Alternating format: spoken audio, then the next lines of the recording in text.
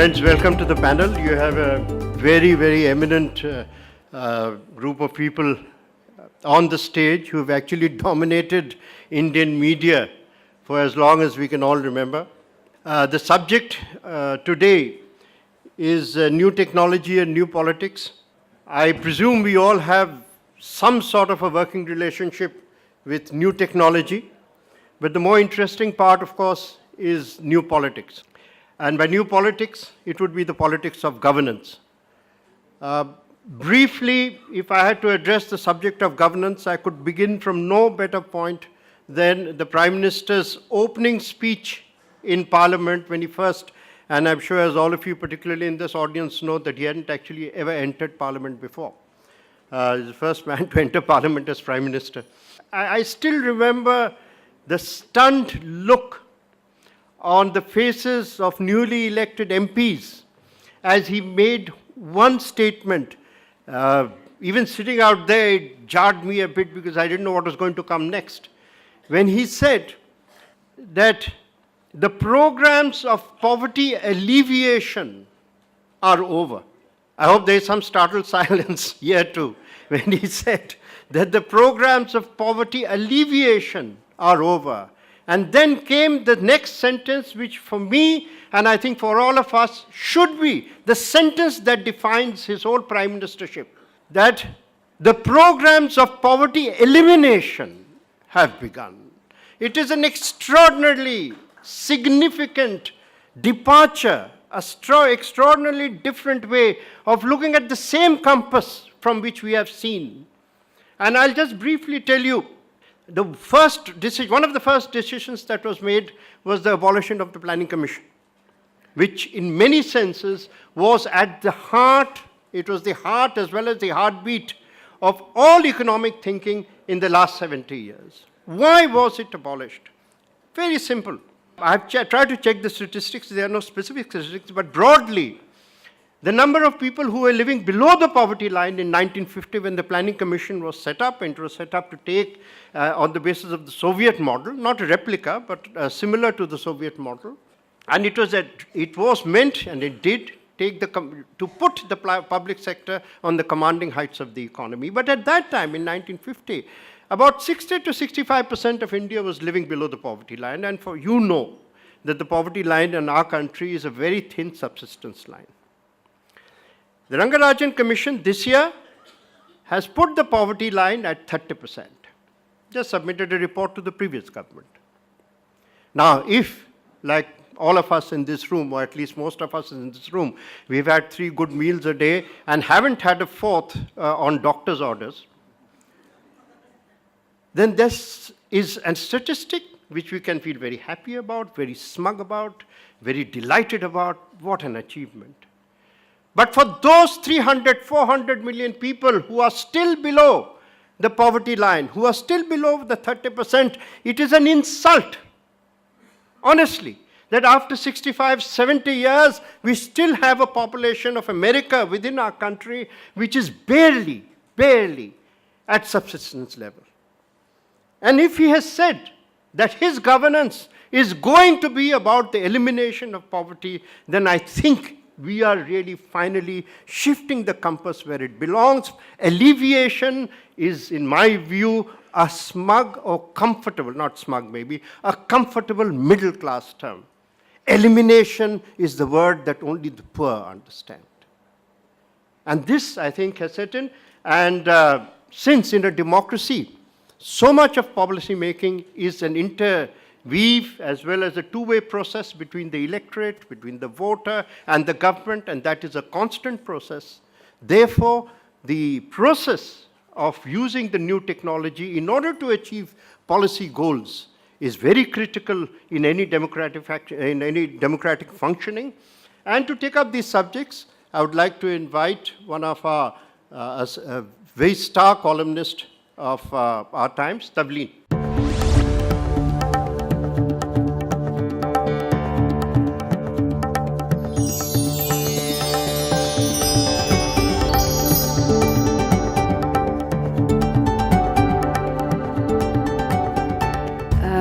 Akbar and I have understood the subject differently. So forgive me if I go back to what I thought was the subject, which is how is the new media affecting us, and how are politicians dealing with media today. And to begin with, I think I'm the oldest person on this stage, so I can say that when I became a journalist, the media was about 5 badly printed newspapers from Delhi, and they were so easy to control that Mrs. Gandhi could impose total press censorship. This was in '75, and she did this within a month of my becoming a journalist. So I thought my career as a journalist nearly ended with Mrs. Gandhi's emergency. And if she didn't like journalists, if journalists wrote stories in the States, in India particularly, this was true, that they could be killed. They were so powerless. Today, the media in India is 350, is it 350 or more than 350? 24-hour news channels, mostly privately owned, uncontrollable. Then you've got Twitter. So, we've got really a situation where the politician has nowhere to hide and the media has nowhere to hide. Because if I write something wrong, I get attacked on Twitter, and if the politicians get attacked, they have the same problem. To me, what is most interesting about what's happening now is that the politician hasn't understood the power of the media, and the media hasn't understood its responsibility in this new, very, very powerful avatar that it has now. But I want to give you a really important example, and I'm not saying this because I'm trying to suck up to the audience, which I know are fans of Mr. Modi, but the demonization of Narendra Modi during the election campaign and for at least 10 years before that is something that is quite phenomenal. I'm considered a Modi bhakt on Twitter and abused daily, etc. I'm not a Modi bhakt. What upset me was that we were not using in the media the same measure for Narendra Modi as we would use, for instance, other chief ministers who were responsible for equally huge killings, riots, violence, just Rajiv Gandhi for a start, who was a hero of the Indian media. And Narendra Modi was held to account for a riot of a kind. All riots are bad. I don't support any of them. Any kind of violence I oppose. But why did we continue to demonize him to the extent that we actually got a disconnected media from the electorate? So if you read the newspapers of leading up to the election that brought him to power, you'll notice that they're not reflecting at all what was happening in the country. Journalists don't travel a lot. Famous journalists particularly don't travel. And television anchors travel only from studio to studio. So that it was very easy for them to say, he's not going to win. So, literally till the day of the election results, till we went into the studios as experts to comment on what had happened, Sadananda was there, people were still saying, it's going to be 250 seats for the NDA. And in the studio that we were in, there were 2 very leftist intellectuals. And I said, so you're saying he's not going to be prime minister? And they said, he might make it. He said, but 250 meant that he would not be prime minister. This was going on till the last minute. And what I'm saying is that in the new situation that we find ourselves in, with a new media and with a new kind of politics, Akbar's already given you the policy thing, but I actually don't believe that the politicians have understood how much they need to change to deal with what is happening, because they still continue to use, I've been misquoted. I'm so sorry, I didn't say that. The media has, actually you can't be misquoted anymore on anything, because if a television camera hasn't recorded it, someone's cell phone has. So they have nowhere to hide, and we have nowhere to hide, and that's a very good thing. Thank you.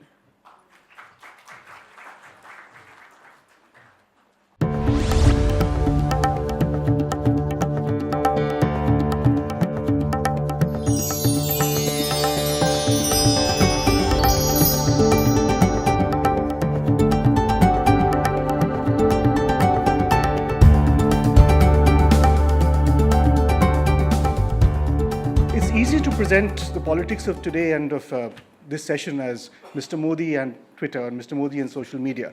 But both the new media and new politics arise in a particular context. This election, this year actually, came at the intersection of three long-term trends in Indian society, which define both new politics and new media and will continue to be relevant not just in 2014, but over the next 2 or 3 elections, I'd say, irrespective of who wins or who loses. The first is India's youth bulge or demographic dividend, call it what you will.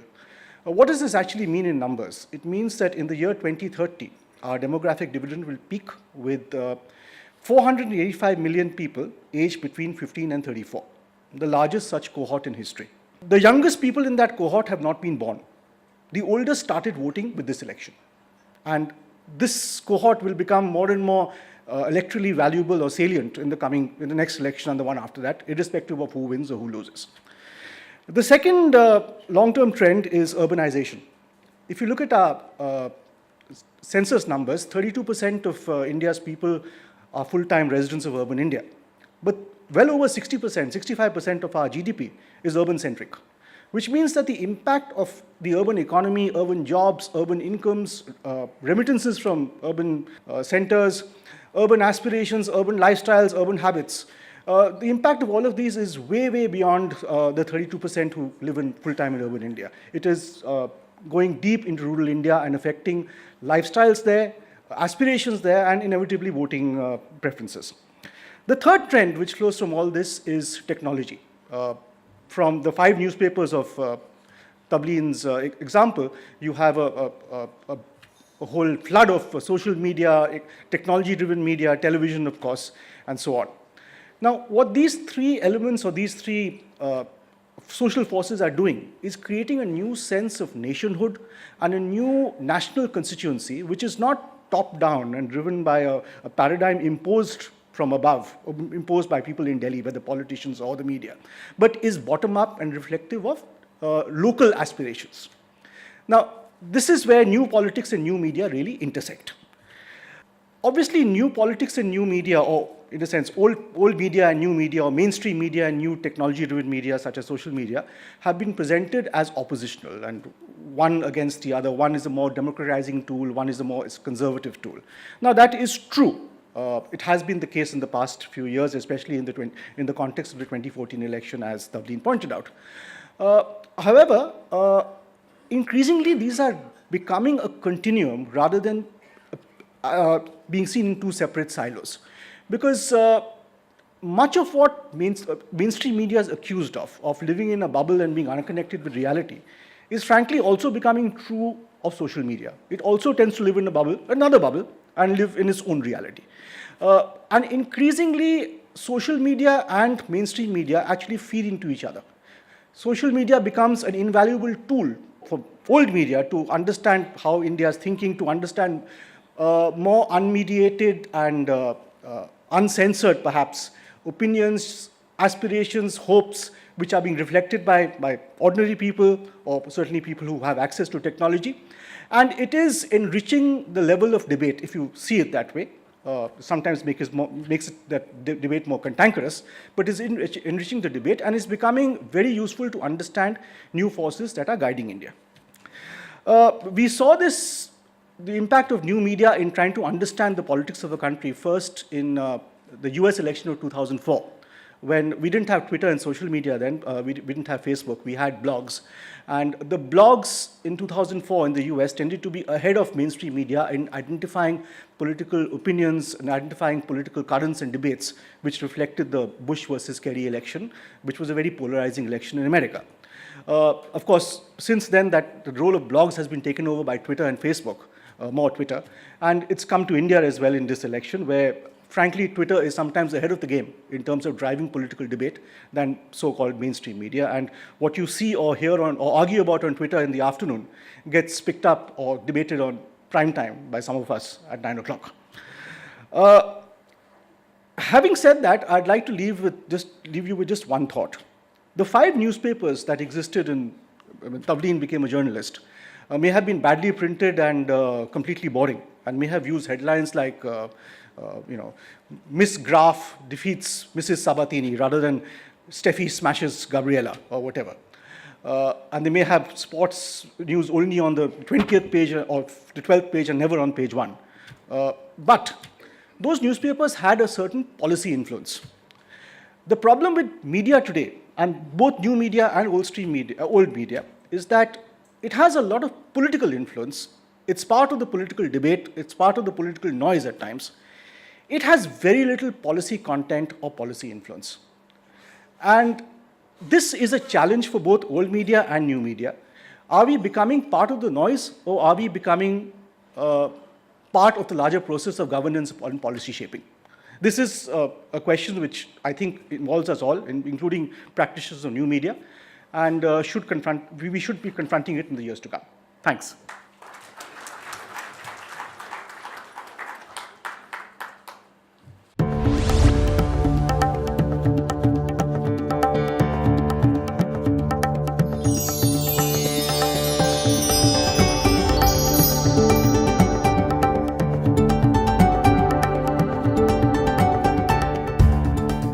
First, let me start off with contesting something which MJ began with. And he suggested that some of us have dominated the media. I think he was being economical with the truth. Because, yes, we have dominated what might be called the English language media. But that English language media, in terms of the entire media universe, constitutes a very, very small share.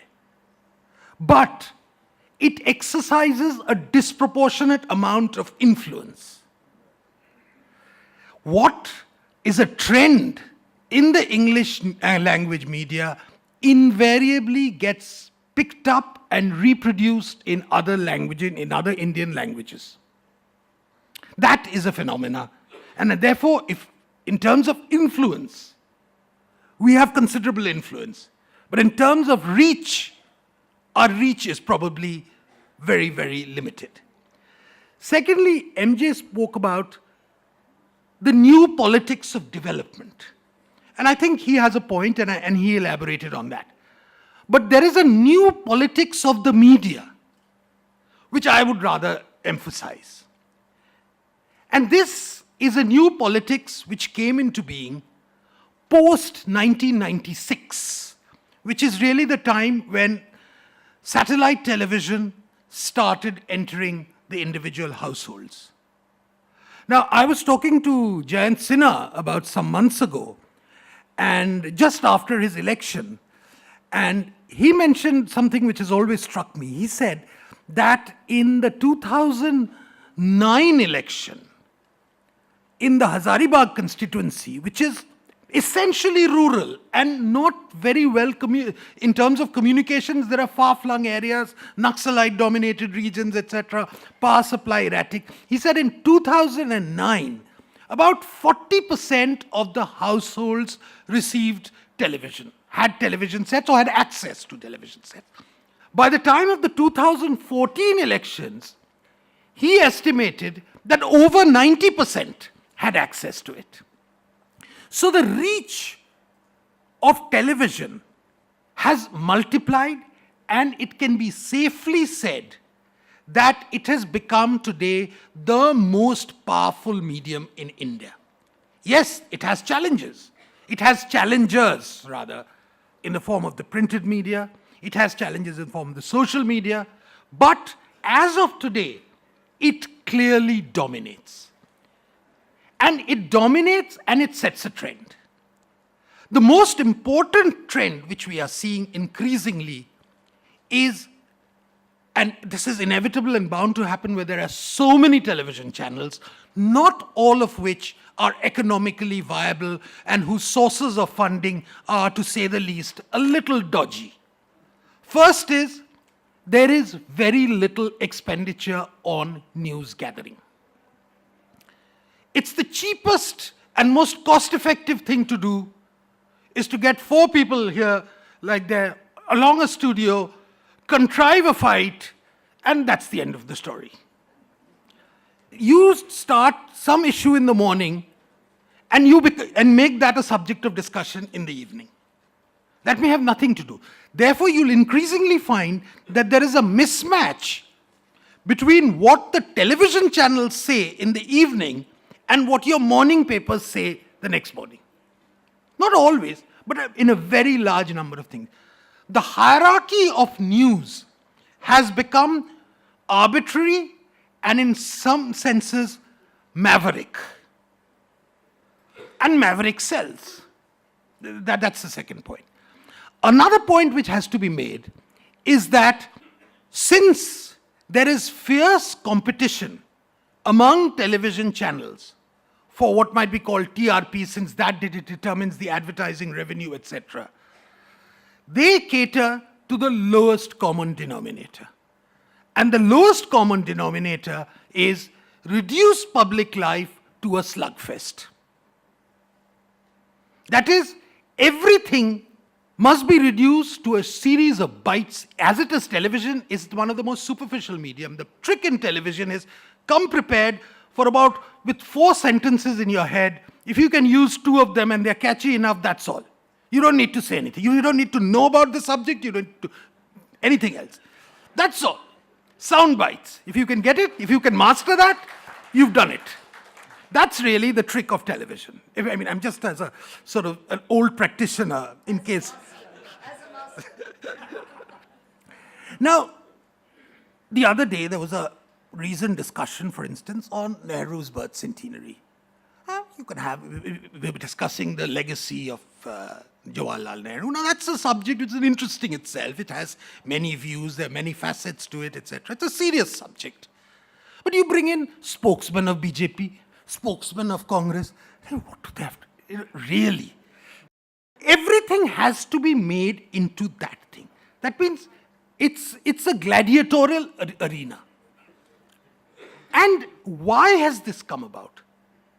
You know, there is these days a great deal, and Ashok alluded to that, a great deal of importance, and in fact a lot of celebration of how the social media has actually been able to bypass and in fact be a corrective to the mainstream media. And that's correct. That's true up to a very large extent.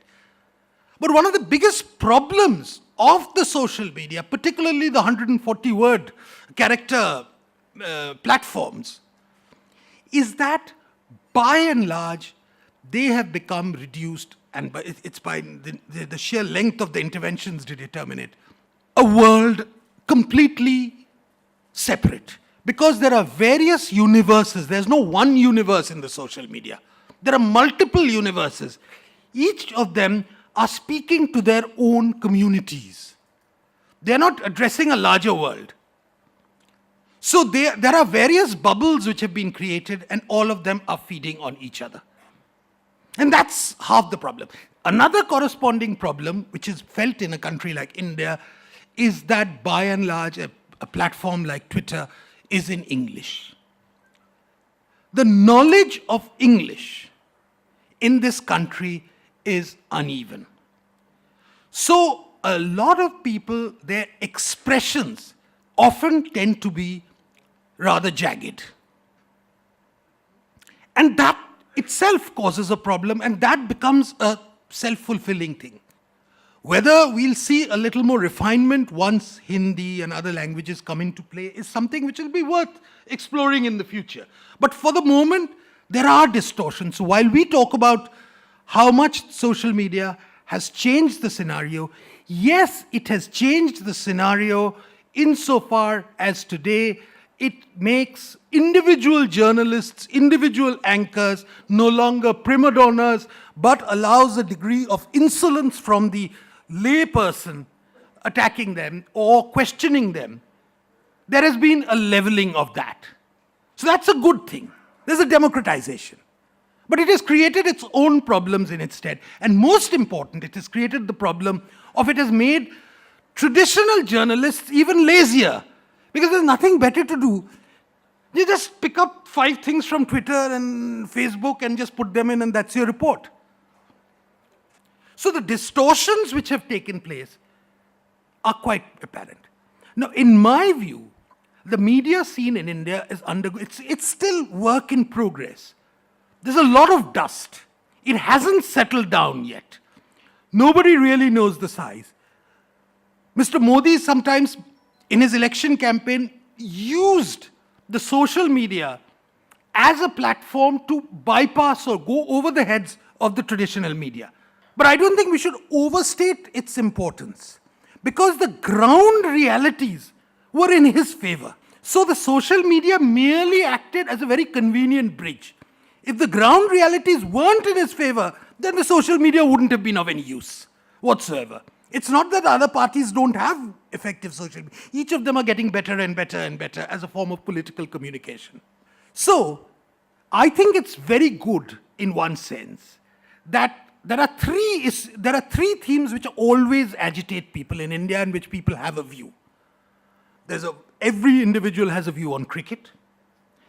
Every individual has a view on Bollywood.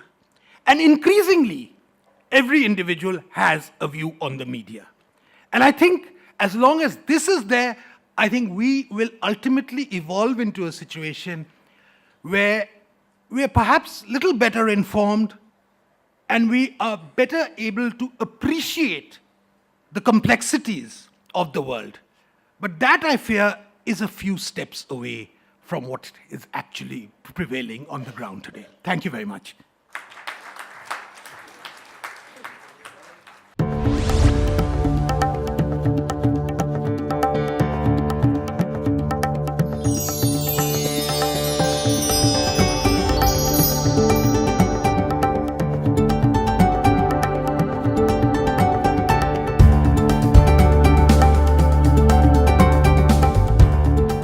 Thank you, Mr. Akbar, and fellow panelists, ladies and gentlemen.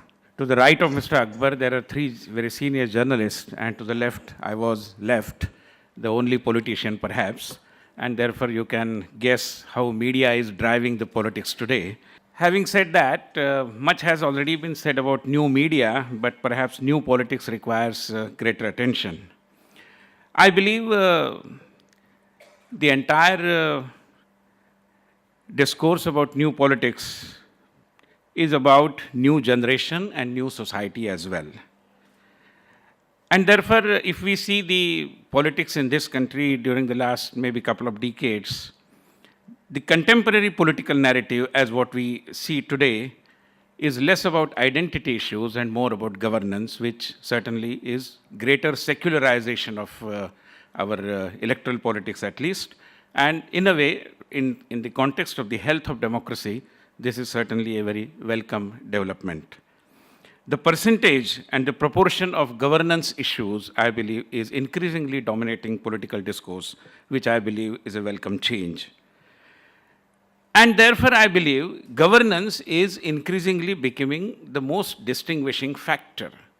I mean, Prime Minister Modi has always been saying that there are 4 models of governance in our country, maybe even 5 or 6, which is a BJP model, there is a Congress model, there is a communist model, and there is a regional party model, and perhaps you can add umpteen number of alliance models as well, led by this party and that party. But there certainly needs to be some comparison, some study, and some of us are already at it. But I believe this is going to be the singular distinguishing factor in the days to come, because people want results. And this is, I'm not saying about democracy in India just, but in several other democracies also, there is increasing yearning for change. What difference at the end of the day are you going to make in our lives? This is the very loud and clear question that people are wanting to ask. Some 2 decades before, I believe, in Australia, there was a movement carried out by the people largely on social media at that time, whatever it was, and it was named as Neither. I mean, 2 established political alliances in Australia, and people were fed up of both, and the movement was titled as Neither.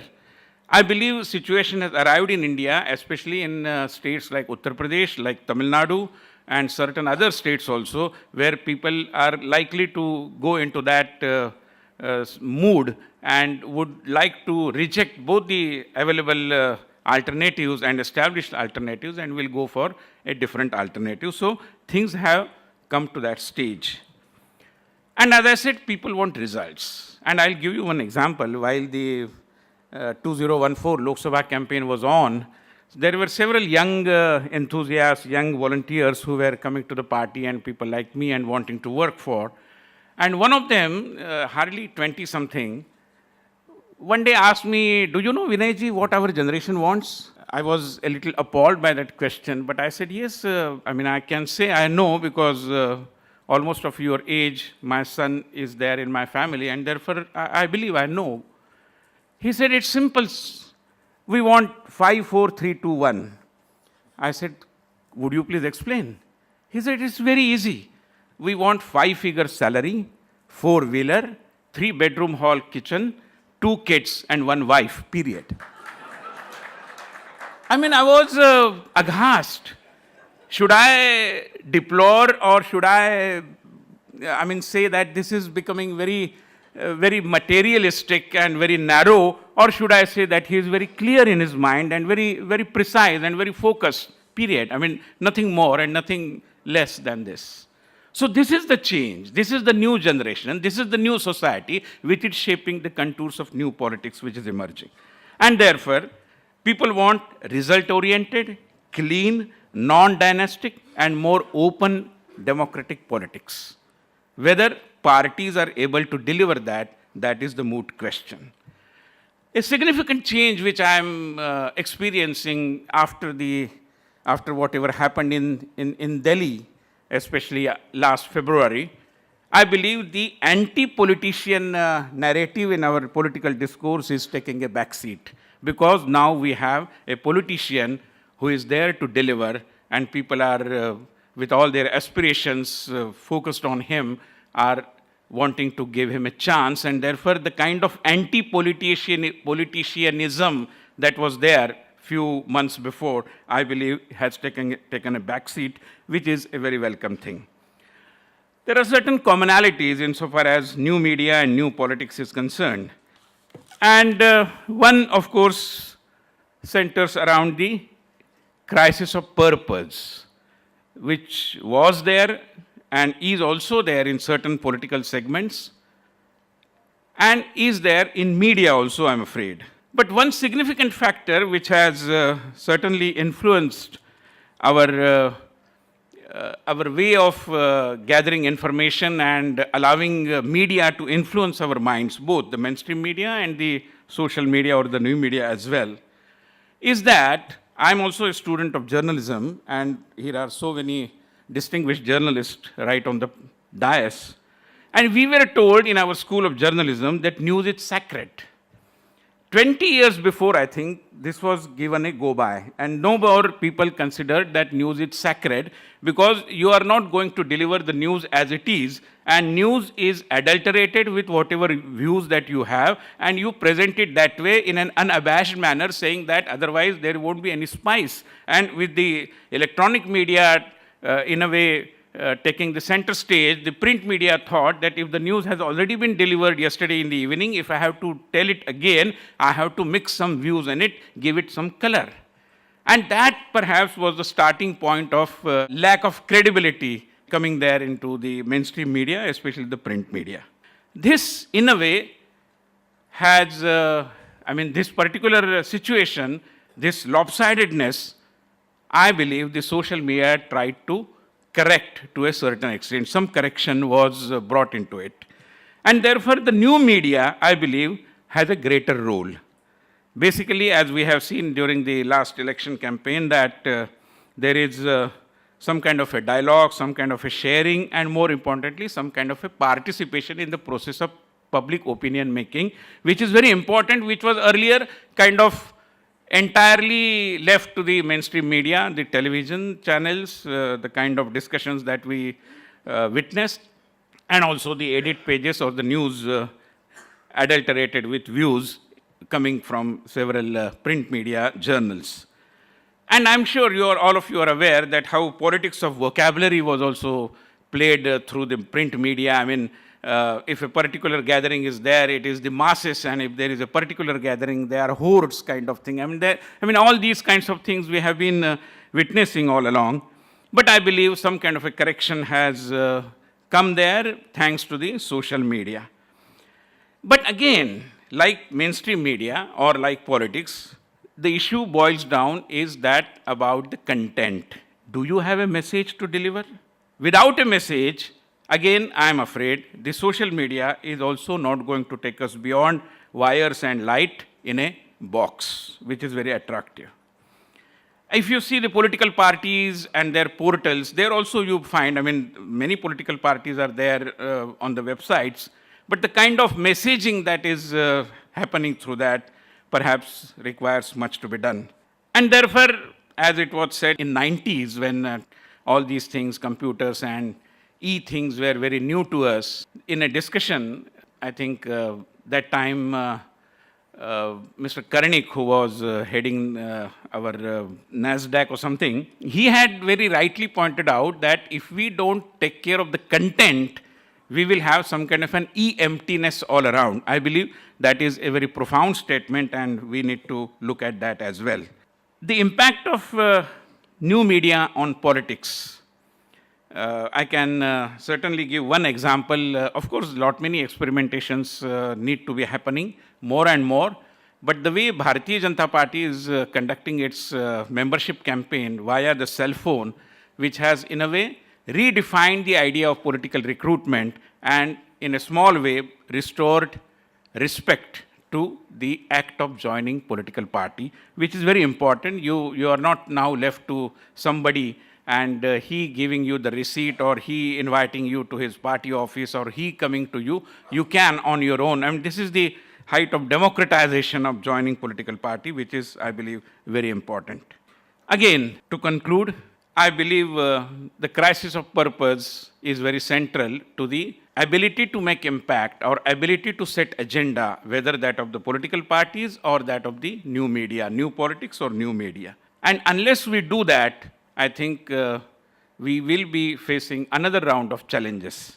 And when I talk of crisis of purpose, I'm tempted to cite an anecdote which was shared with me by Justice Dharmadhikari, the son of legendary Sarvodaya leader Dada Dharmadhikari. He told me that in the 60s, in the Congress party especially, I mean, that time Congress party was kind of a political force without any challenge. And naturally, people were hankering for positions. And he said that time, a couplet used to make rounds in our private discussions, and that was a poem kind of.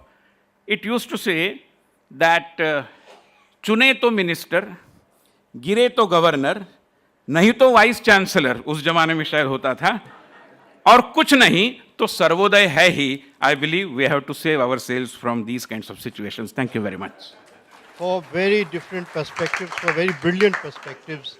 I was quite struck by the fact that there was no repetition from our, and it shows how exceptional this panel is. One point which I thought was not perhaps stressed enough, it was mentioned, bias. And what are the subtle ways of bias? I'll give you just two examples.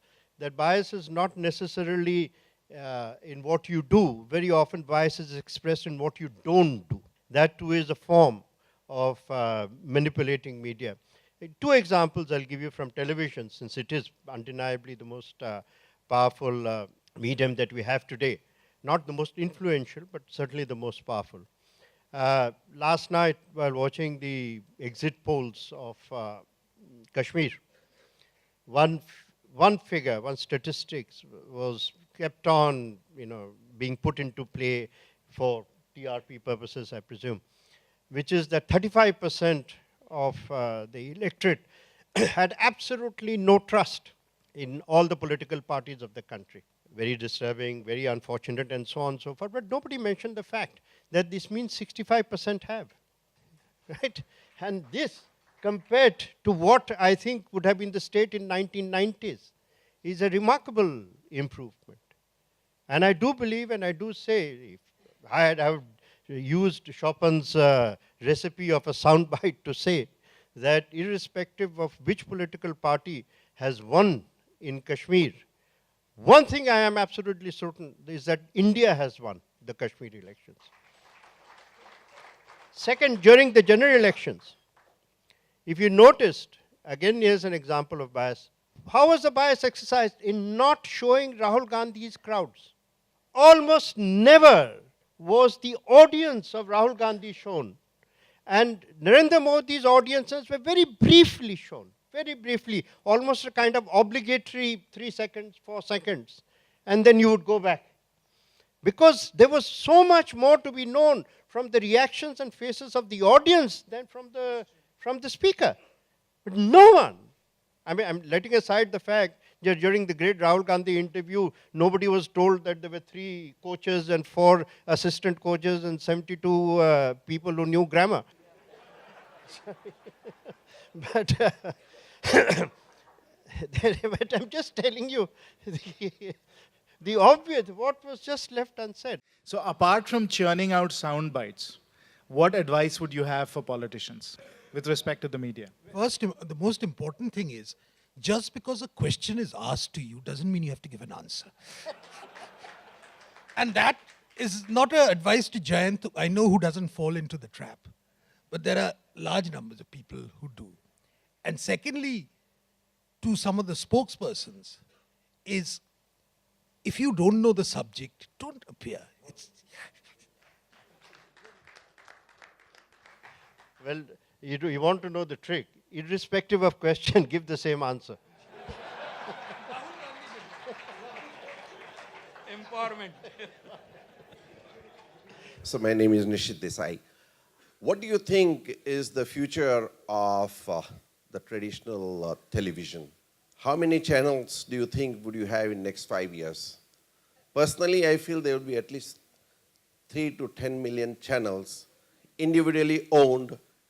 Telephone and television are going to be converging, and the kind of credibility you brought out of the current television system will have to be democratized in a sense, because I believe that each one of us would have our own television, our own audience. Do you know that we're all English language journalists? But when I was covering this election in Uttar Pradesh, I didn't identify myself as an English language journalist where I went. I used to have to say that I wrote for Amar Ujala, which I do. And please remember that this, what you're seeing here, is a microcosm of what the country has. The English Barkha Dutt is very famous in this audience, not in the villages of Uttar Pradesh or Bihar. Rajat Sharma would be better known. Any anchor on a Hindi television channel would be better known. Also remember that the print media is still very powerful. The 2 Hindi newspapers, Dainik Jagran, Dainik Bhaskar, have the largest circulation in the universe. No other newspaper matches them. The readership of Dainik Jagran is 5 crores. Amar Ujala, which is number 3, is 2 or 3 crores. When I used to go and I saw a famous Indian Express, nobody had a clue.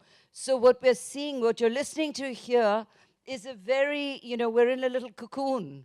The rest of the country, television is on another plane. Regional, if you have a Gujarati channel, that's much more important than any Hindi channel. And if it's Malayalam, it's the same thing. So, let's put it in perspective. You asked really 2 questions. One, are these 350 or 400 television channels, news channels that we have in the country, are they viable? Many of them are not. Many of them are, frankly, black money operations, very dodgy operations run by local politicians, blackmail operations run by local politicians, real estate mafias, whatever. And I'm confident many will shut down or merge or be sold in the years to come, because they're not sustainable economically. The other question is, what does technology do to this industry? Now, some weeks ago, the TRAI chairman came up with this elaborate thesis on cross-media ownership, which was about 20 years out of date, because frankly, many people are now consuming media on the smartphone. You're consuming, or on a tablet. You're consuming television on that, you're consuming social media on that, you're consuming Times of India, or maybe even Amar Ujala on that. You're largely doing it in English right now, but frankly, you're moving into regional languages as well. And you will move in as data connectivity becomes that much faster and easier. And this gap, or this so-called divide between old media, new media, cross-media, all this is going to go. And you are quite right. Increasingly, you are going to access television programs or audiovisual programs which you want, or which perhaps you produce as well, on your screen. What revenue model that has for the person producing it, I don't know. But yes, it is going to lead to not just a democratization of content, but actually a chaos of content. MJ, you spoke about the biases, and Vinayji spoke about the anti-politicianism. What is already happening also happening in media is negativism. Media has a constructive role to play in politics and democracy. I think Swapan has touched upon the policy issues. There is no constructive role that is played either by traditional media or even by social media. Perhaps Modi brand of politics has moved ahead by restoring some credibility, at least of political new politics. What is the way out to restore credibility and constructive role of media and match up with the credibility issue of media as a whole, whether it's social or traditional? Well, I don't know. I mean, the journalists should be, they are more qualified to comment on this. But I sincerely believe that there is a niche for what we used to say in Maharashtra. There is a tradition of journals more popular in the thinking circle in Maharashtra. And one of the journals which used to be there in the 70s and 80s, Manus, and the editor of Manus used to talk about constructive journalism, Rachanatmak Patrakarita, and in that all kinds of positive elements of the social happenings were reflected very prominently in that. I mean, it was not all about kind of Shubha Vartaman, I mean, everything that is good alone needs to be projected. That was not the story, that was not the case after all. But yes, some space you need to give about all good that is happening in the society. And I don't know whether this is acceptable to the media in general, but I believe certain application of mind perhaps this deserves. Actually, what the problem is that the media is too easily believed. And especially television is too easily believed. And I was just saying to Akbar a minute ago, because I think you're quite wrong when you say that governance has become an issue in the media. We don't cover governance. What Akbar started with, the Prime Minister made a very important speech. It hardly got any coverage.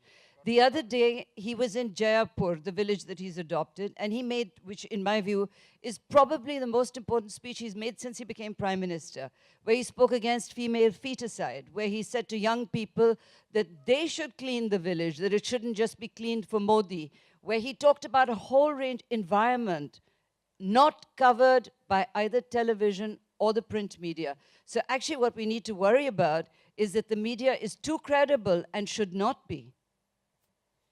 You know, what Tavleen says is quite right, but there is a reason for it. And I think it's very important to go into the reason. Throughout the 70s and the 80s, we were always fed, particularly under Mrs. Gandhi's, during her time, that, this is negative journalism, and against that we must have development journalism. And the more fanciful pinkos amongst them talked about the New World Information Order, one of the biggest hoary, propaganda tools which ever came up. There was a natural revulsion to that. Because practicing editors knew very well that however inspiring the tale of how the transistor radio helped set up women's hand pumps in Tanzania may be, it is not going to be read very avidly. And it was that departure from drudgery, the need to make news far more consumer friendly, which initially began this. Now then it's gone the other extreme. It's gone to the lowest common denominator. Now, trying to find a balance and trying to restore discourse is always a difficult thing. The most important thing is that serious discussion is never mass-based. It's always limited to a thing. There was a time when certain influential journals, and Vinayji spoke about Manush in Marathi, there were similar journals in Bengali, there were similar in English and things like that. Today, those have disappeared. So we have a void in terms of where the serious discourse is.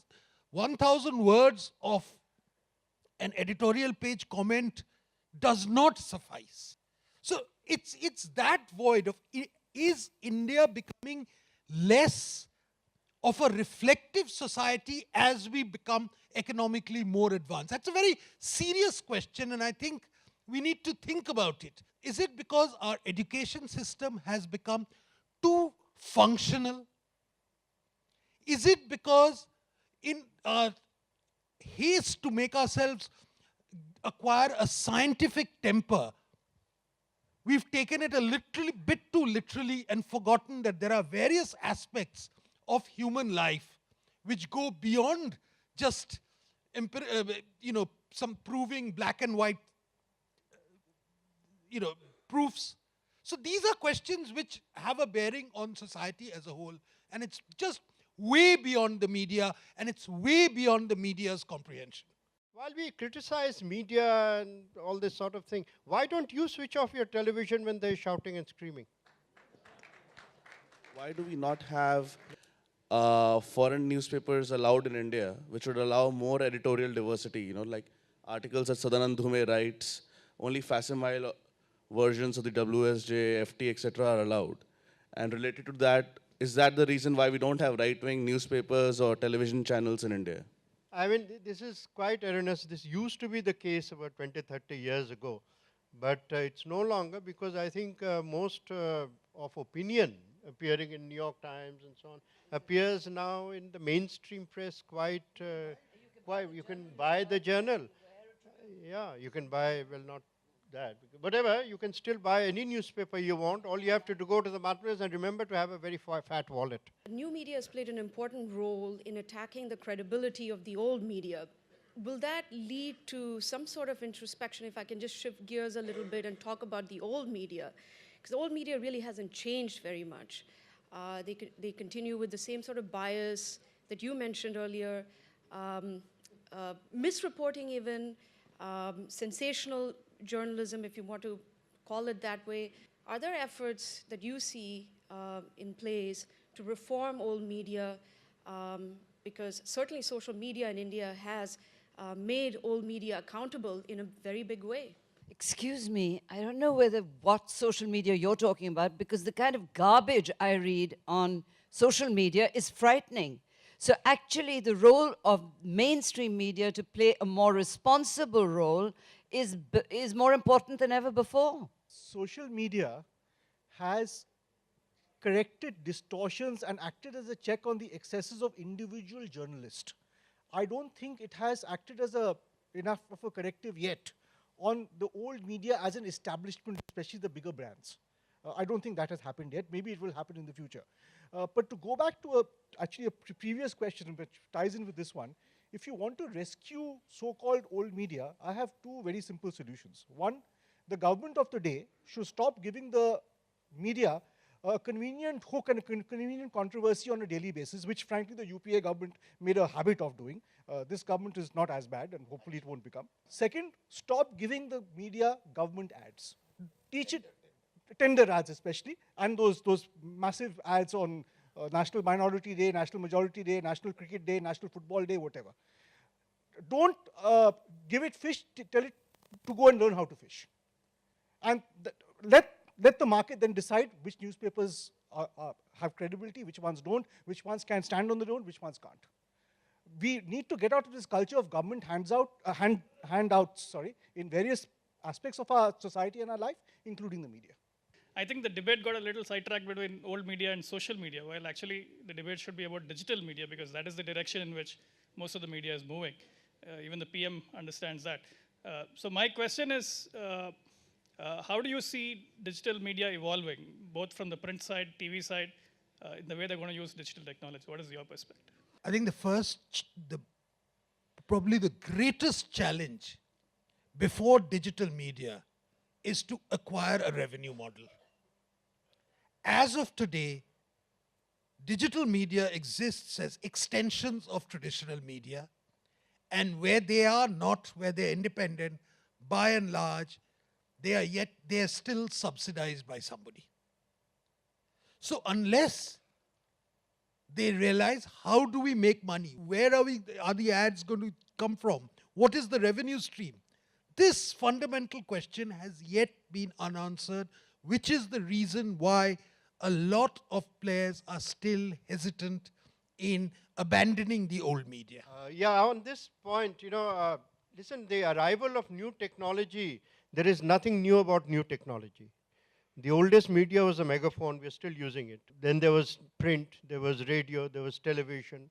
Nobody has actually displaced the previous media, except that it has to reconfigure its space in the public discourse.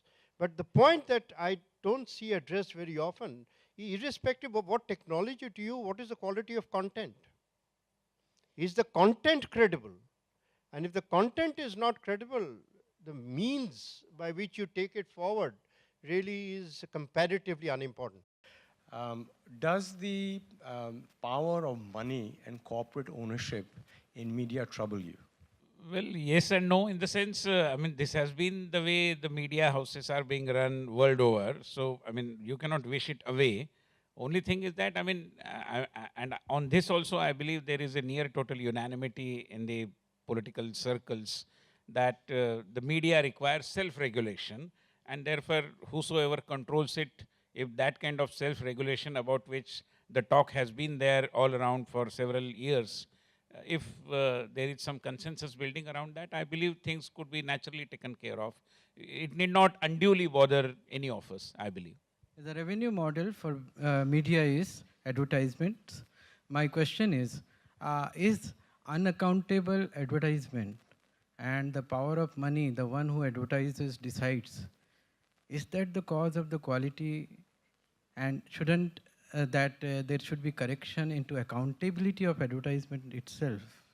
Just by the power of money, one cannot just advertise anything. The revenue model of media is actually a very complicated issue. And India doesn't have a subscription-driven revenue model, because we would happily pay 10 rupees a month to watch soap operas, but we will not pay 15 rupees to watch a quality news channel. We will pay 2 rupees, if not want it free.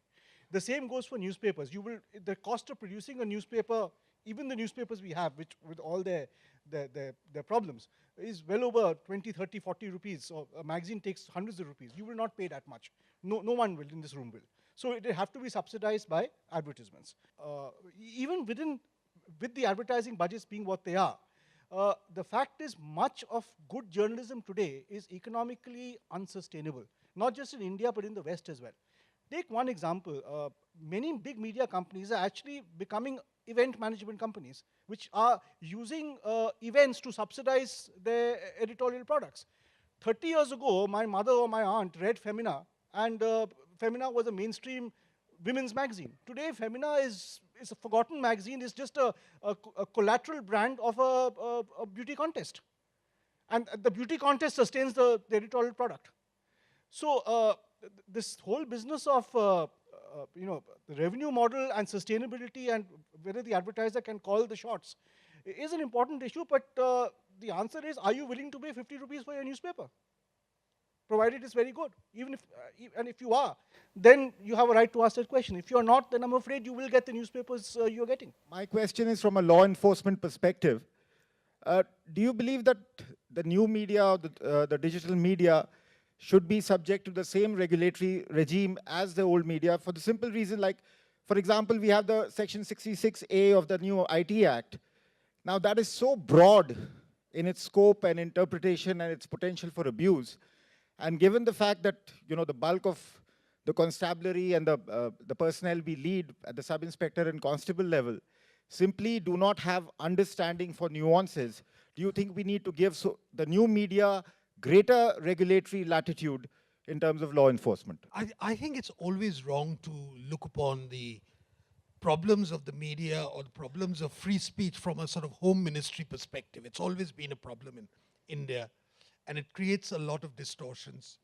Ideally, media should not be governed by separate laws. It should be governed by the same laws of the country. I don't believe, for example, there should be something called the Press Council. I mean, if someone has violated a law, then the same law which applies to any citizen or anything should apply to the media as well. So to have exceptional laws for the media is silly. And it creates the distortion. I think the problem really today arises of, are we going to prosecute every idiot who says something inflammatory on Twitter. Where do we stop? So there has to be some sort of application of common sense. Otherwise, and I think that's one of the reasons why this contentious Article 66 of the new thing is about to be scrapped. So I think that's a more intelligent move. But yes, there will come a time when we might have to think afresh. I'm not necessarily suggesting that the way China has gone by blacking out Google, etc., is the way. I don't think our society will accept such a thing. We have a far greater receptivity. For instance, somebody put a case against the Prime Minister and said he has violated the Indian Constitution by using Twitter, which is an American platform, for disseminating views. Now, to my mind, that's a crankish thought, except the person who did it wasn't a crank. What is the possibility of India setting up its channel as other countries have? You know, RT, Telesur. I think it's time for a worldwide medium that conveys India's message. Should be. I mean, I concur with him. He says it's a great idea, should not be controlled by the government as it is. I mean, we are for more governance and less government, so I believe it is in tune with that. Well, many private sector channels like Z and so on actually have a large footprint. Yeah. In fact, there is a compelling case for the privatization of some institutions in India. Air India tops the list, but Doordarshan, Prasar Bharati are not very far behind. Thank you very, very much. I think this was a great session. And thank you all our panelists and all of you.